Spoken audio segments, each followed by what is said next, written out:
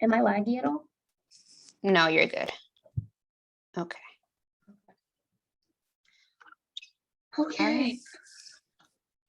Hello, everyone who will be watching this recording. We want to apologize in advance because it looks like the YouTube link was not working. So for the next webinar that we have coming up, we will see if we can get that resolved. But for now, we will share this recording with the head of the membership, and he will disseminate the recording, and you can click on it and watch whatever you would like to watch on your own time. And if you have any questions after watching the recording, reach out to the head of the membership who sent you the recording, and he will send us any questions or comments you may have about the presentation. So we're gonna go ahead and get started.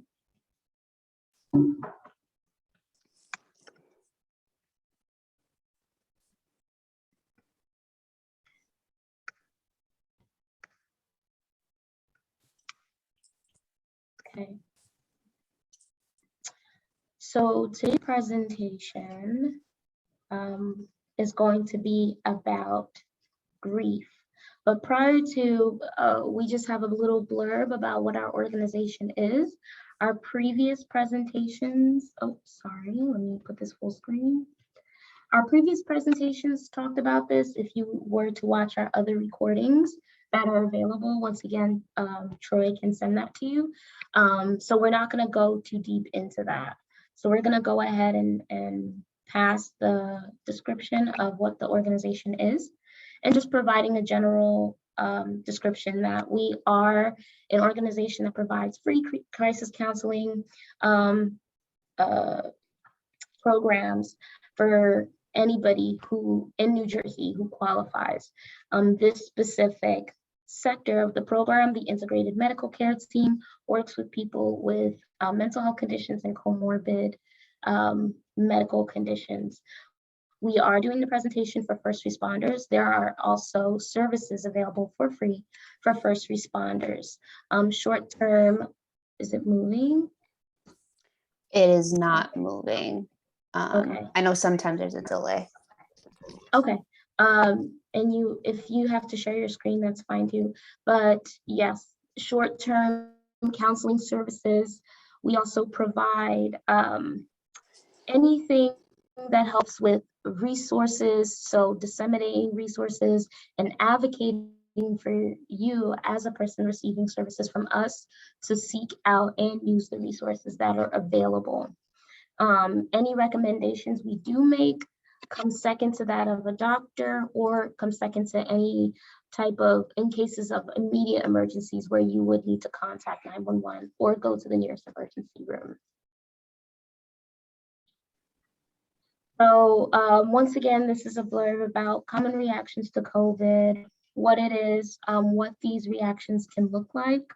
They can include sleeplessness, trouble concentrating, feeling numb, withdrawn or disconnected, having bursts of anger, persistent physical symptoms such as headaches, digestive problems, muscle tension, struggling with overwhelming fear and anxiety related to your family's safety or anyone you care about safety, avoiding reminders of the disease outbreak, and being tearful or crying for no apparent reason. This entire presentation is generally about grief, but the reason why we do present a little bit about COVID is so that we can give some background to the current pandemic. And we do tie that later on into grief as well. So some uncommon reactions to COVID include persistent or excessive worry that doesn't lift, persistent changes in your energy level, being super tired or being super energized, appetite or sleep. So if you're eating more or less than usual, or sleeping less or more than usual, these are kind of uncommon, but it can happen. Or thoughts of self-injury or suicide. So if you do have these reactions to COVID right now or anything else, it is important to seek help immediately. There is somebody available to help you 24/7 who is open to discussing whatever it is that you are having any concerns about or that you need some additional help with. And here's a number and text line.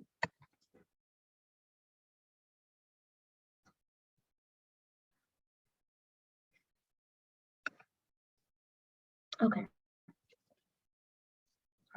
All righty. So real quick, this is the presentation outline. We will be discussing grief today. We'll be talking about the importance of addressing grief, barriers, and what grieving means and can look like.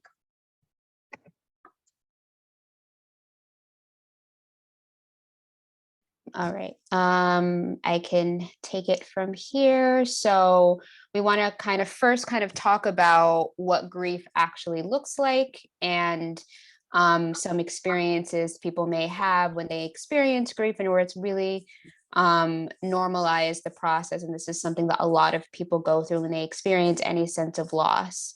So there are different aspects of grief that would be helpful to be talking about with you guys. So first, acute grief. So generally what grief is the internal experiences of thoughts and feelings as well as behaviors one may have in response to losing something or someone very important to them. And so there are different kind of examples of how this grief will look like. So there is acute grief, which typically is that time shortly after the event. And some of the experiences that one may have when going through acute grief include feelings of shock or numbness, like a sense of confusion and complete shock about the loss. A significant amount of distress, and this could be occurring in different waves. So it doesn't have to be a very consistent thing, but it can kind of go up and down for about 20 minutes to an hour. And what this intense distress looks like is physical discomfort, like a lot of discomfort in the body, and different physiological symptoms, as well as emotional symptoms. And shortness of breath, tightness in the throat. Other symptoms include a lot of sleep problems while going through the grief, loss of appetite, restlessness, loss of sex drive, guilt associated with the loss of somebody very important, because survivor's guilt. I know a lot of people have heard of that. A lot of people can experience a sense of guilt with still being here while also losing somebody else, and that is a normal thing that people experience. Poor concentration and difficulty making decisions, as well as experiencing that intense sadness and feeling very low. Let's move on to the next slide. It's delayed, I'm guessing. Okay, great. Okay, as well as other symptoms of grief that is also important to be aware of, and could be something that you you found to have experienced, or somebody else who has experienced it. A lot of sensitivity to noise, light, and touch. A lot of the times when we're experiencing a lot of distress, could be related to grief, that our five senses could be even more heightened. So it's a lot of increased sensitivity to our surroundings, cardiovascular issues, because as we know, physical health problems are very much connected to mental health problems, or how we are doing emotionally. So we can experience some cardiovascular issues, low immunity, experiences of headaches, as well as some digestive problems are other examples or symptoms of grief as well. All right, so integrated grief. So basically what integrated grief is the process that one goes through after experiencing that level of acute grief and experiencing those symptoms, and finding that time to be able to integrate that event and that loss back into their life, and be able to kind of resume to how things were, as like the distress starts to kind of go down. And it's not about forgetting about the loss. It's really kind of learning how to adapt to a new life and integrate it in your life, and be able to kind of move forward knowing that that's something that you were able to integrate. And one important thing is that grieving is not a linear process. It's not a sequential. I mean, there are different stages that we can talk about, and we will be talking about, but it's not a process where you go from one stage to another and it looks like, and it's very clear that you go from one place to another. It's really, it can look different for a lot of different people, and that's okay. It doesn't have to be a continuous thing. Like you can move on to one stage and move backwards a little bit. You can, it doesn't really have to be like a very clear path based on one's personal experience and also based on one's circumstances. And an example of that is that we can re-experience that acute grief that we talked about, especially during holidays. Like if you have lost somebody and it's their birthday, you can start to re-experience those symptoms. If it's the anniversary of the loss, anything that's important that could be related to the event and related to the loss, one can experience those symptoms again. And again, this is something that's completely normal. And it's something that a lot of people definitely experience because it can, they start to remember things a little bit more about the loss and get reminded of it, and it can induce some of those symptoms. And again, it's something that doesn't mean that you've taken a step back or anything. It's just like another process of grief. Okay. So with complicated grief, this is when, as Radwa so well explained, somebody has difficulty transitioning from acute to integrated grief. So as we know, integrated grief being the grieving process in which somebody has been able to incorporate the loss or the experience of loss into their daily life and almost come to a place where they understand what had happened and are dealing with it in a way that makes sense for them. Having difficulty transitioning means that somebody has difficulty getting to that point where they understand the event, where they can live with the loss on a daily basis. So this could look like somebody experiencing the symptoms of acute grief that we discussed for years after the loss. The person may feel ashamed that they have not recovered, and this can further intensify the feelings of grief. Some risk factors for complicated grief is if the loss was unexpected or extremely violent. The bereaved has a history of mood or anxiety disorder. And when we say bereaved, we mean the person who is grieving. And that usually means grieving the loss of a person that was close to them. So the bereaved, the person who's grieving, has a history of mood or anxiety disorders.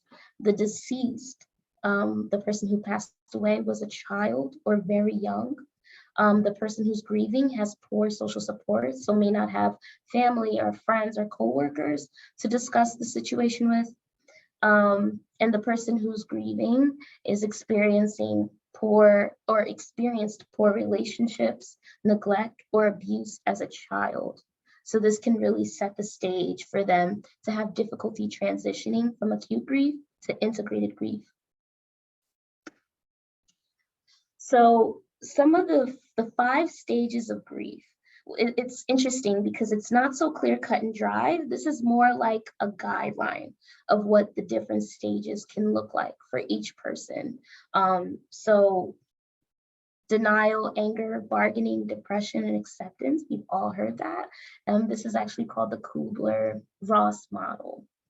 So we'll add in a little blurb about this and what it could look like for everybody, how it can look differently for everybody. So the first stage is denial. And this is when the reality of the loss is questioned. You almost don't want to accept that the loss has happened, and you are actively pretending that it's not happened. It hasn't happened, and you haven't really taken time to talk about it with other people or really look at the situation or the reality of the loss. Anger can follow denial, in which the person grieving may begin to cast blame. They may start to blame people who were involved in the situation that the loss happened in, or they may start to cast blame on themselves be angry about the fact that they couldn't stop it. The next stage that can possibly follow is bargaining. The individual may attempt to bargain as a way to avoid the cause of grief. And this can happen in multiple ways. It can happen within religion, telling God, if you bring this person back, or if I can just get one more day, or if I can stop feeling this pain, I will stop drinking, or I will start working more, or I will reconnect with other family members. It's almost as a way to avoid the cause of the grief and navigate it in a way that makes it feel like you have more control over the outcome. Depression, the person may lose motivation for living, isolate themselves, and enter a state of intense mourning. And acceptance. The individual comes to accept the loss, although there may still be pain associated with the loss. And like we said, Rad will discuss how this isn't so clear cut and dry. Thank you, Norna. Yeah, so basically to follow up with what Norna said is, and something that I said earlier, is something to consider, that grief is not this stage-like sequential, orderly, predictable process over time. So it's not like you go through one particular stage of grief and you can particularly predict what's going to be following up for you. It doesn't have to be in a particular order. It's really going to be very dependent on one's circumstances, also how culture could be involved in terms of how people process grief, and also there isn't like a certain amount of time that you need to spend on each stage. It's really going to depend on the person. That's also something to consider. So if somebody might experience one particular stage maybe longer than somebody else, that's their own journey through grief, and that's okay. So it's not a very set expected way that you're meant to grieve. There's not one way that you're supposed to grieve. This is just like the stages that Norna was talking and explaining, is really just kind of like a general framework of what it could look like. But it's really going to be dependent on a lot of different circumstances, and no wrong way to grieve. There isn't a correct way to do it. It's really going to be one's own personal journey with grief. And yeah, bereaved people should not expect to go through a set pattern of specific reactions, and patterns and individual reactions will vary greatly. So there is some general ideas of what and symptoms of what this grief could look like, but the way that they're manifested, the way that one experiences those symptoms can be very different. And so that's okay if even if two people are grieving the same exact thing. They could be grieving the same exact loss. But at the same time, they could still experience that grief in different ways. And that's also completely okay. Thank you. And here are some examples of things that can cause grief. So the death of a loved one can cause significant grief, vicarious trauma as well. So vicarious trauma is when one experiences or one is exposed to somebody else's like direct involvement in the trauma. So you might not be directly involved, but you're exposed to it by maybe hearing about it, or even watching the event unfold. And you don't have to necessarily know the person either. It could still produce some of those symptoms of grief. Other examples include major disasters, whether it's natural or man-made. Loss of work is also something that is considered to definitely cause grief. So it doesn't have to be the loss of somebody important. It could also be the loss of something that you find that is very important in your life. Loss of physical health as well can cause grief. And that thing that we talked about before with survivor's guilt, like if you know somebody who has passed away and you survive the situation, a lot of people experience like wondering why and questioning why they were able to survive and the other person didn't. that can also be one important element that could cause grief as well. So why grieve, right? We're talking about how it can be hard and painful and different for everybody. However, despite the difficulties in the process, it is important to grieve because avoiding the process of grieving does not work. And a good quote actually discusses this. Mark Lebanon says, if we ignore grief and put it on the back burner, it will simmer, get thicker and harder, and it will be a royal mess to clean up. Essentially, the more you avoid it, the harder it gets to go through the process. It is a natural process and it's not meant to be easy.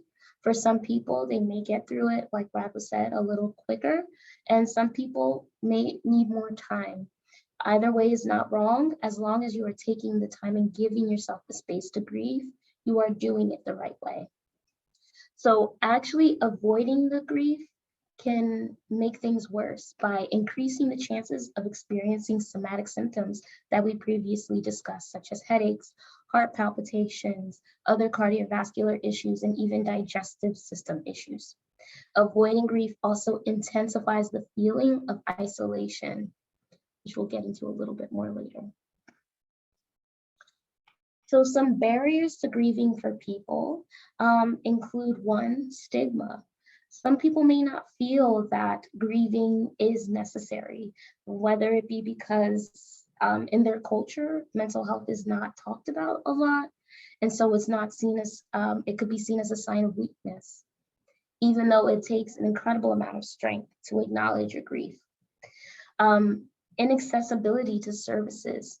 Services sometimes are not free and are not easy to get access to.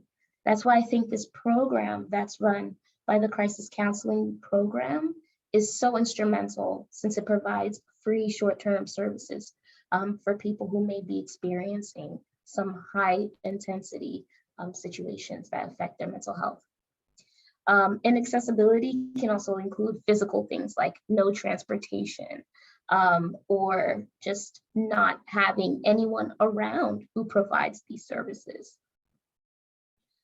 Feeling that no one understands. And this kind of follows this feeling of isolation. You might not want to grieve with somebody who is a mental health professional, because you might feel, what does this professional know about what it's like to be in my situation as a first responder? They wouldn't understand. But the main basis of receiving treatment isn't just so the person can understand specifically what it is you're going through. It's more so that they can help you understand what it is you're going through more and help you process it in a way that makes sense to you. So even if they might not know exactly what it is you're going through, they can help you process it by providing you with tools and keys that really help you get through the situation. And the last one that's actually very common amongst first responders is not wanting to burden people with their grief. First responders are so used to helping people in their times of need. Sometimes it feels unnatural to receive help, when in all reality, it's not a burden at all for you to seek help, especially if you are going to a professional who is there. That's their job. Just like how it's your job to help others, it's their job to help you, and they're happy to do it. And sometimes people underestimate how other people want to help them. It is possible your colleagues would be happy to listen to you discuss what it is that happened. Maybe they are going through the same thing. Family and friends also might be open to helping you as well. It's all about asking and seeing if it is an option for you. And if you don't have family or friends who are willing to help, there are professionals who are willing to help you for free, or paid professionals as well. Thank you so much for that, Norna. So we're going to talk through different strategies that could be helpful through the grieving process for those who might have a hard time, or who might want to know about different ways to kind of help them be able to process that grief, especially if anything in particular happened a little bit more recently. So we'll talk through some of these strategies. So the first one here that we'll be talking about is acknowledging our emotions. And this is the very first step. It's a little bit difficult to be able to learn different ways to cope with like the emotional distress that comes with grief if we don't first recognize that those emotions are there. As Norna said, kind of avoiding those emotions isn't necessarily helpful in the long run. So first we want to acknowledge that this is hard, and be able to accept and give space to those emotions being there. And again, it's another thing is, there's a range of emotions that one might experience, and some of those emotions can conflict with each other. And that's okay. So we want to kind of be able to hold that space to acknowledge what emotions that you're currently experiencing, noticing them, labeling them for yourself, because that's the important first step. Be able to kind of trust that this is a part of the process. It is definitely one of the most difficult parts of the process, but it is an important part of it. And there is like some meaning there, because this is that essential foundation for you to be able to kind of process that grief in the best way that you can. And if it's helpful, you can talk about it as well, because sometimes it could be difficult for some people to be able to kind of sit with themselves and notice and label the emotions for themselves. So if you have those resources around you of people that you feel comfortable with talking to, or even talking with professionals to kind of help you recognize and acknowledge those emotions with you, that can also be very helpful. And that is especially the case with people who might be grieving the same thing. Or people who have, experienced grief in different ways that you know of, who are in your lives. Slide. Another skill is making sure to not only give space to your emotions and acknowledging them, but be able to kind of give that space to yourself for self-care. I know it can be very difficult, especially as a first responder, being very busy and wanting to make sure to put the focus on other people. It can make it more difficult to remember that, we're humans, and, we can definitely wear ourselves out sometimes. And just like, in any way that you can, with any time that you have, it doesn't have to be something where it takes like a very long period of time. Anything that works for you to schedule just like a couple minutes in the day, if it's possible, to kind of take that time for self-care. And some examples here include giving yourself that time to rest as much as you can. There are also a lot of different relaxation techniques that could be helpful. And the research has shown that those kinds of techniques are especially very helpful with the grief process, especially since that is a very difficult process in and of itself, but as well as a lot of work stress too. Also acknowledging people in your life that you might not know will actually be able to help you kind of process that grief together with you. And that's also an example of caring for yourself.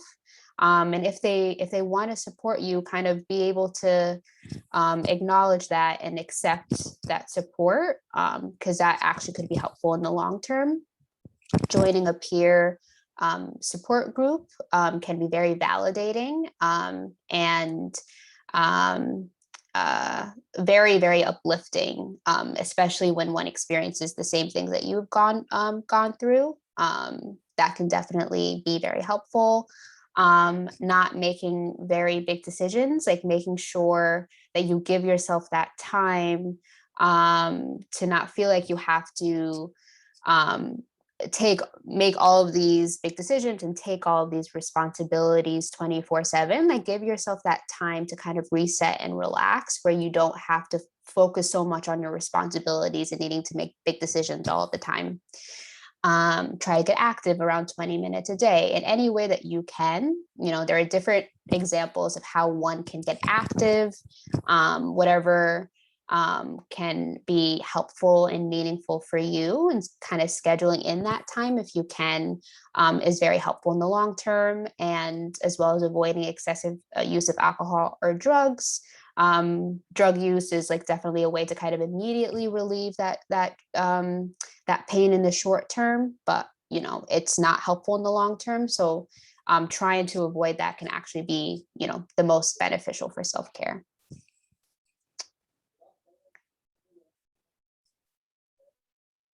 I think you're muted. So thank you. So something that first responders have actually noted as very helpful are self-check-ins. Research shows that when a first responder takes time for themselves to just check in with what they need, it can provide some relief, immediate relief to any type of stress that they may, or tension that they may be having in the moment. So this could be after work, right before you're going home, doing the self-check-in, noting, where am I right now? Take a few seconds to just describe your surroundings. It could be in the car. It could be at the front doorstep of your workplace. Really noting what's in the sky, who's walking around. Just those types of activities can ground you and helping you kind of put yourself in the moment. How am I feeling?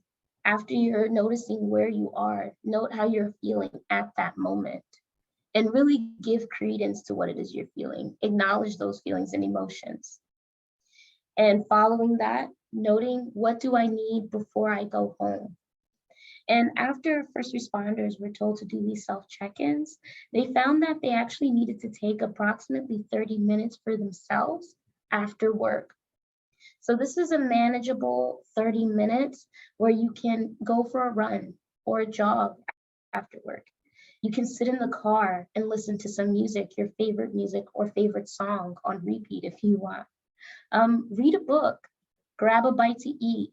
This is really so that you can differentiate your work life from your home life. Even if it's just 30 minutes, giving yourself that time to check in with yourself after clocking out and going home, so that it can be a clear separation between work and home life. Another thing that has been found to be helpful for first responders is memorializing a person who's passed. If you are grieving a death of someone close to you, remember them. Talk about how special they were to you. Share your favorite stories with family members or friends, as memories are forever. So you can do something to honor that person. If they had a favorite flower, you can plant their favorite flower somewhere. Or if there was a favorite place that they liked to go, you can plan a time once a month just to go there, to do something to honor them. Something else that has been found to be very helpful is writing a letter. Sometimes people feel increasingly upset or during their grieving process because there are things that they didn't get to say to that person. Try writing everything down in a way where you can physically take the words outside of your body and place them somewhere where you can almost release the tension of holding those words into yourself. The person may not be able to read it, but it's still there, and it can be very cathartic for people to write this stuff down.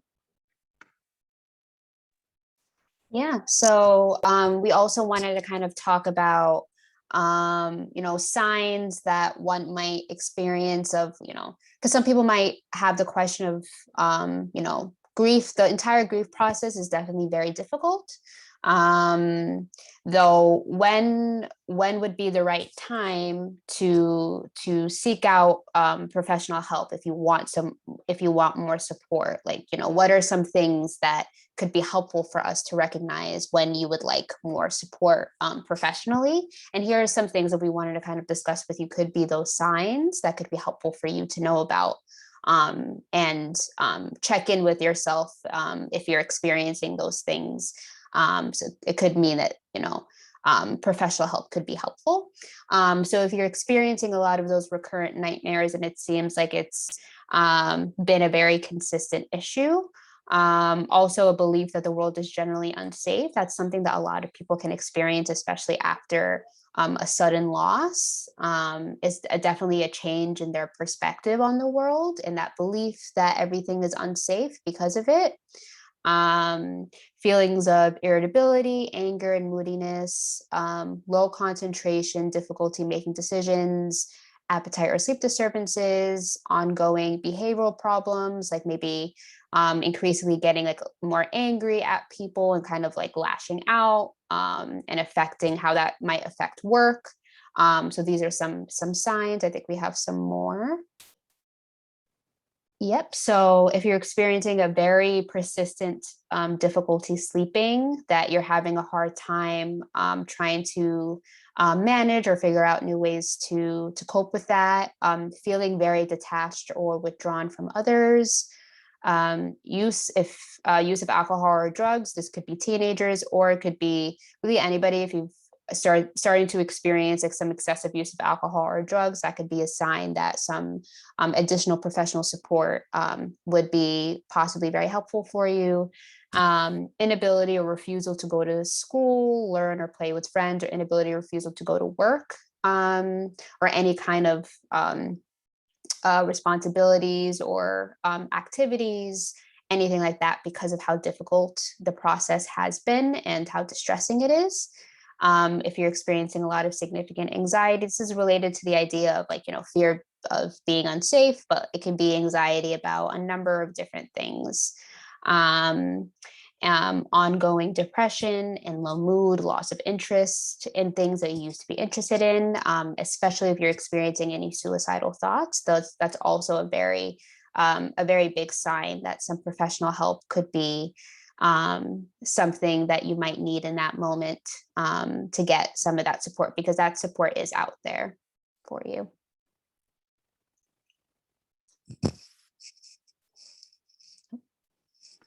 So a very brief exercise that is helpful for helping people put words to their grief is the grief sentence completion. So these simple phrases can really help people understand their grief in a way that maybe they previously weren't able to understand, because it really provides the words that some people feel they use to describe what it is they're going through. So one of the phrases is right now I feel. At this place, this is where you kind of have the space to acknowledge the feelings that you're having and the emotions that you're experiencing through your grief. I feel safest when. This is a way for you to really find something that almost provides you with a refuge during your times of intense grieving. You can go to this when it is that you feel like you need a space just to feel safe. So finding what that is and then filling that blank in. The thing I miss most about the person I lost is blank. So this phrase is about memorializing the person like we talked about, right? Since the loss, things have been different because, once again, just acknowledging what has changed is helpful. And this can help you get through the acute stages of grief, because once you acknowledge what has changed and what's different, it's easier to integrate that change and difference into your daily life. My family usually feels. So this is a grief that could include your whole family. What are they experiencing through this grieving process? What are you guys experiencing as a collective? So this is a way this phrase helps put words to almost making this experience more normal, and also helping you understand that there are other people who can help you through this and be your support, and they're experiencing similar feelings. If I could ask the person I lost one thing, I would ask, again, this is about memorializing, writing this stuff down, and really getting this burden off your shoulder. Something I liked about the person who I lost was blank. This is another way to memorialize and remember the greatness of that person who was lost. One thing I learned from the person who I lost is blank. Another way to memorialize them. What permanent impact have they put on your life before they passed? So this is more geared towards a loss of a person, but this could definitely be used for any type of loss. Just substitute person with a job or something else that you could have lost. So this is the moment where we would ask for questions or comments, but this is a recording, so we won't have this. Radwa, did you have any comments that you felt people had asked at the end of the presentation that you would want to include? So I think just one thing that I wanted to add, especially this idea of, you know, acceptance, and especially like integrated grief. A lot of the times it can, one might feel that, especially if they're grieving something that was like very unexpected or violent, or anything that is like especially like very traumatic that they were directly involved in. Sometimes people may feel like acceptance means they're approving that happened, and that's not the same thing. Acceptance doesn't mean approval. Like, you're not approving that a bad thing happened to you or you experienced something very difficult. It's more so learning to accept that you experienced that event, and that loss, you know, did occur, and then you're able to kind of integrate that aspect of the loss in a way that can help you feel like you're able to move forward. And I think also one important thing is that acceptance doesn't mean that you are now forgetting about the person, or you're no longer mourning. Again, it's still a part of that grief process. So it's not necessarily, grief isn't something that you necessarily like accomplish or you finish. There isn't kind of like an end for grief. It's an ongoing process. And acceptance still means that you're remembering that person and still honoring them. So just another important thing to add. Absolutely, that is extremely important, and I agree. So I think to end off our webinar today, we're going to show you how to request services through the crisis counseling website. So if it's okay for me to share my screen, Radwa, we're going to start off on Google.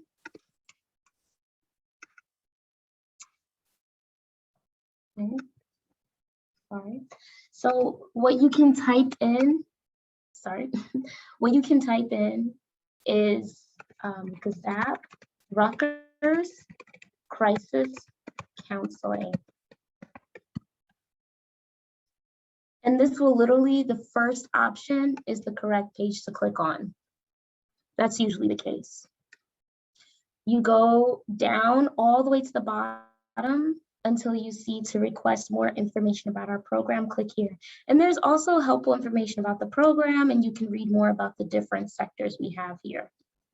So you want to request more information about our program, you click here. This gives you a description of what it is that we are offering you through this tool. It gives you the disclaimer that by sending the form, you are requesting information and submitting an inquiry. And this does not mean you have a relationship with us yet, but somebody will eventually reach out to you and let you know what services are available. So, and obviously, if you are having a medical or psychiatric emergency, call your doctor or dial 911 or the acute psychiatric services that are near you. You put your name, your email address. This is very important so that somebody can reach out to you. You put your phone number, and then you just put the population that you identify with the most, which would be frontline medical workers and health professionals. You say what county of New Jersey you live in and the type of service that you want to request. So you can request support group services, resources, or individual / family crisis counseling. Once you choose the service you want, you can choose the focus of the service that you would be receiving. It could be grief, it could be coping strategies, it could be both, it could be everything. It depends on what it is you're looking for. The main point is that everything is short-term. Once you get to the end of your short-term services, you are provided with more resources to help you further along through your process. You press the submit button, and then they let you know that the information was submitted, and a coordinator will follow up with you by phone or email soon. So it takes a few minutes, and I think it's well worth it for the free services that you would be receiving after submitting the information.